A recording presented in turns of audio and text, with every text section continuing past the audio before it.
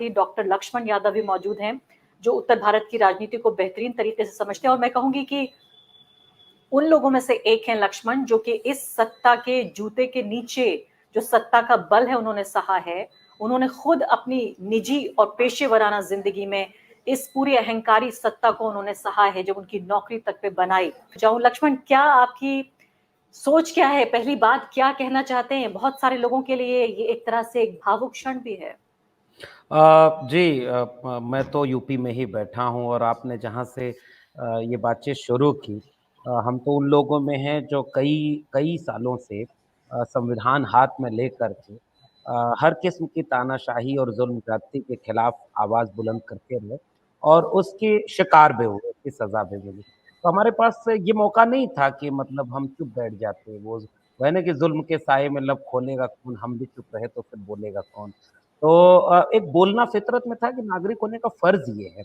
इस इलेक्शन को मैंने इस रूप में देखा कि हमारी सामाजिक, राजनैतिक ज़िम्मेदारी ये होती है कि जो जो बात हम विश्वविद्यालयों के भीतर बोलते हैं, हम समाज के बीच के चल कर के क्यों ना बोलें, कि संविधान खतरे में है। और ये बात हम ही नहीं बोल रहे थे। उत्तर प्रदेश के चुनाव को 3 महीने पहले मैं अगर आपसे कहूँ कि 22 जनवरी के आस-पास का दृश्य याद करिए। 22 जनवरी के आस-पास तो ऐसा लग रहा था कि उत्तर प्रदेश गुजरात के बाद एक ऐसा राज्य होगा, जहाँ बीजेपी मंदिर बनवा रही है, डबल इंजन की सरकार है, वहाँ योगी आदित्यनाथ हैं। बीजेपी क्लीन स्वीप करेगी और कई लोग कहते रहे कि इस बार तो 2-4 सीटें भी निकलें तो बड़ी बात है। पिछले 3 महीनों में वो चुनाव बदल कर यहाँ खड़ा है कि अभी मैं पूरा इलेक्शन कमीशन का बिल्कुल अभी का आंकड़ा अगर आप देखें तो लगभग 35-35 पर सपा और भाजपा दोनों हैं। 8 सीटें लगभग ऐसी हैं जिस पर कांग्रेस आगे है। ये ऐसा कैसे हुआ? ये ऐसा इसलिए हुआ क्योंकि उत्तर प्रदेश में 3 बातें जिसने सब कुछ बदल दिया। पहली बात कि वो समाजवादी पार्टी जिसके ऊपर ये आरोप लगाया जाता था कि वो यादव मुसलमान की पार्टी है, उसका उसके उसके वोटर उसको वोट नहीं दे रहे, वो बीजेपी की तरफ चले गए हैं। उस समाजवादी पार्टी ने पीडीए का नारा दिया, पिछड़ा, दलित और अल्पसंख्यक।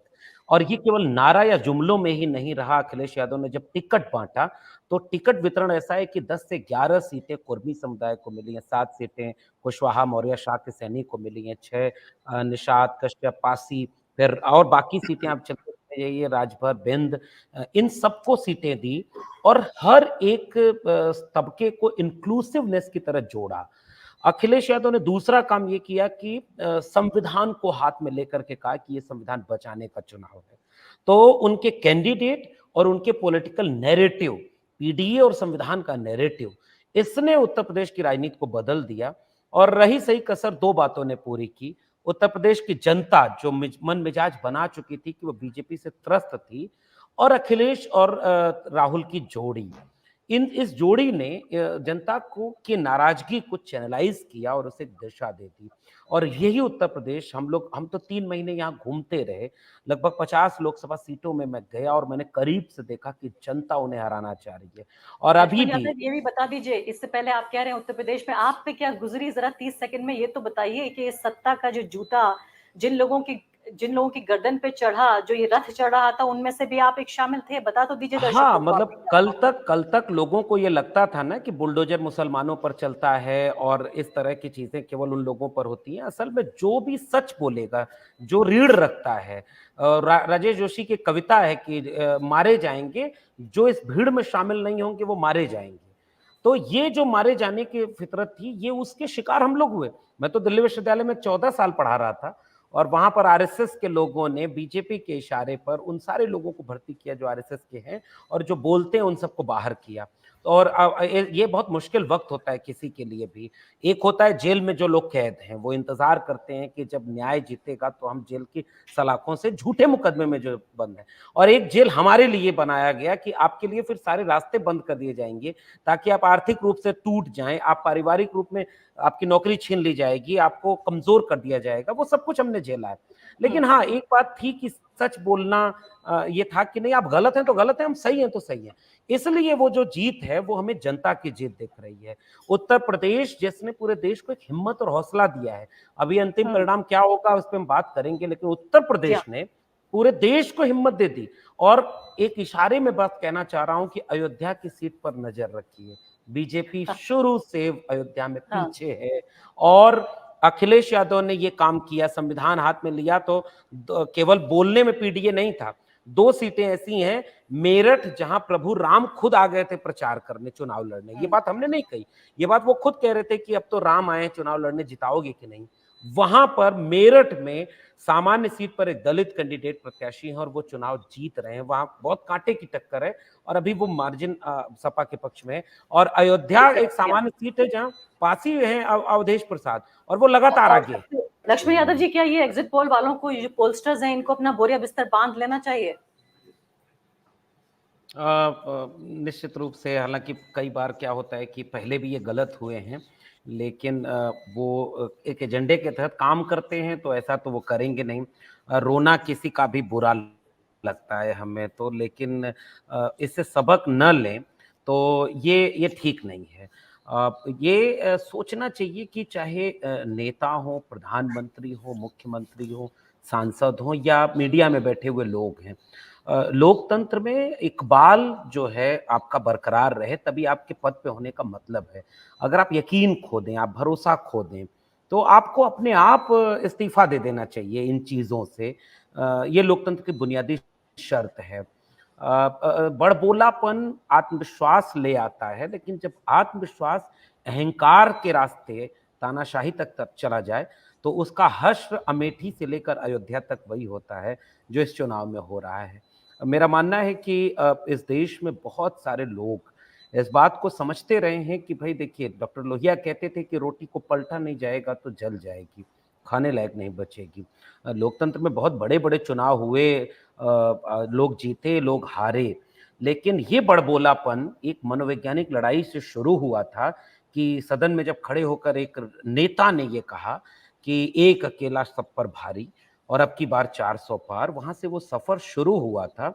लेकिन 22 जनवरी के बाद वो सफर इस कदर बिखरा कि जिनको वो कल तक भ्रष्टाचारी, परिवारवादी और क्या-क्या कहते रहे, उस ये चुनाव उसके लिए याद किया जाएगा कि देश की सबसे बड़ी सियासी ओहदे पर बैठा एक शख्स कितना नीचे गिर जाता है अपनी भाषा को लेकर के। और मैं उत्तर प्रदेश के संदर्भ से थोड़ी-सी एक बात बहुत ज़रूरी है जो जोड़ना चाह रहा हूँ। हम इस बात का विश्लेषण बार-बार करेंगे कि उत्तर प्रदेश ने पूरे देश को हिम्मत दी है। मोदी और योगी के सामने अखिलेश यादव जैसे नेता ने 34-35 सीटें पर उनको हरा दिया एक तरह से, ये कोई बहुत सामान्य बात नहीं है।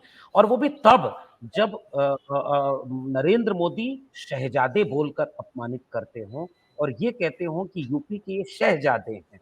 अखिलेश यादव जी ने उसका एक काट ढूँढा और उन्होंने कहा कि हम शह देना जानते हैं और जनता मात देगी। वो अखिलेश यादव जिन्होंने योगी आदित्यनाथ की बेहद गिरी हुई भाषा सुनी। उन्होंने क्या नहीं कहा औरंगज़ेब की औलादों से लेकर के क्या-क्या कहा। लेकिन आपने पूरे चुनाव कैंपेन में कभी देखा अखिलेश यादव जी के लब से एक शब्द भी नकारात्मक कैंपेन का? उनके चेहरे पर एक मुस्कान बनी रही क्योंकि वो पॉजिटिव पॉलिटिक्स लेकर के आए थे। और योगी हों या मोदी, उनकी पूरी पॉलिटिक्स नेगेटिव कैंपेन पर थी। और अखिलेश यादव की जीत के लिए हम इसलिए इसको एक लार्जर प्रोस्पेक्ट में देखना चाहते हैं कि कई बार होता है ना कि कुछ लड़ाइयाँ इसलिए लड़ी जाती हैं कि कोई लड़ रहा था, लेकिन कुछ लड़ाइयाँ इसलिए जीती गईं क्योंकि कोई लड़ा, वो डरा नहीं। उसने उसने पीडीए करना था तो किया। अभी हमारे को-पैनलिस्ट अभी ठीक पहले ये बात कह रहे थे कि 2019 के चुनाव के बाद अखिलेश यादव ने बसपा से गठबंधन टूट गया, बसपा अलग हो गई, लेकिन अंबेडकर को अपने साथ रखा। लोहिया के साथ अंबेडकर को जोड़ा और ये बहुत बड़ा पॉलिटिकल नैरेटिव है जो उत्तर प्रदेश में कामयाब हुआ है। मंदिर के सामने मंडल को फिर से खड़ा कर दिया और अखिलेश यादव कल सदन में खड़े होंगे तो अखिलेश यादव के पीछे की कुर्सियों पर जो 35 लोग खड़े होंगे ना, उनमें हर जाति, हर तबके के लोग होंगे और ये है समाजवाद।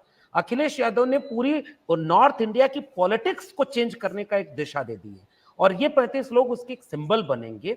और मेरा मानना है कि नफरत की राजनीति के सामने एक सौम्य तरीके से जनता के मुद्दों पर बात करते हुए, संविधान पर बात करते हुए भी योगी और मोदी जैसे नेताओं को चुनाव हराया जा सकता है, इस बात के लिए अखिलेश यादव को पूरा देश देखेगा, याद करेगा। और मुझे लगता है कि उम्मीद है ये कि वो शहजादे से लेकर के मुजरा तक क्या-क्या नहीं बोला गया।